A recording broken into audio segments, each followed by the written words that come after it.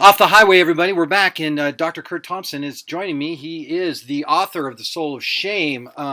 Dr. Thompson is a psychiatrist. He's a neuroscientist. He's actually one of the smartest people I think I know. And I'm so thankful that you're here, buddy. And we're talking a little bit about shame.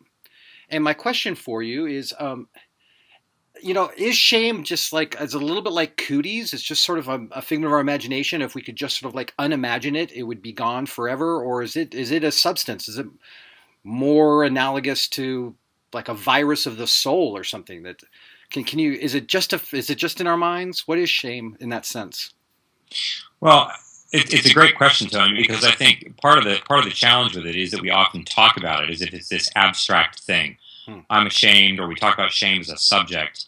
But one of I think, the helpful things about recent ways in which we see how the brain operates, and neuroscience research that connects both brain physiology and relationship interaction and how these two things shape one another all the time, is helpful in giving us some insight into your question.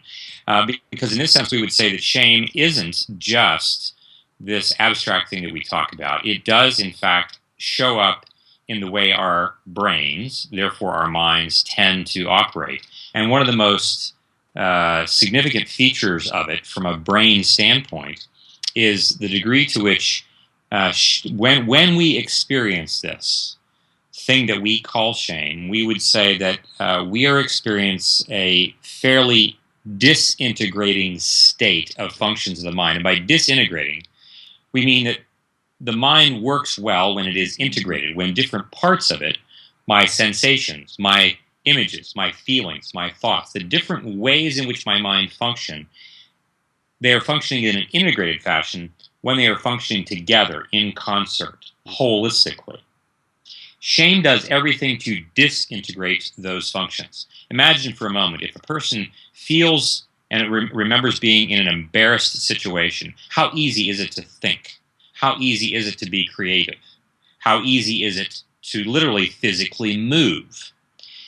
That experience of shame does a great deal to both separate and disconnect functions of our mind from connecting with each other so that we function well and as a whole unit.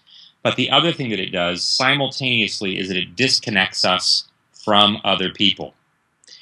And our brains need connection like our lungs need oxygen in order for our minds and hearts to flourish.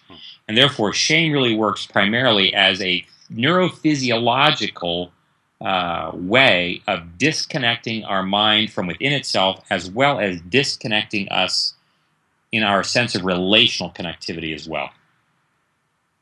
So you're telling me that I'm not crazy when I feel shame?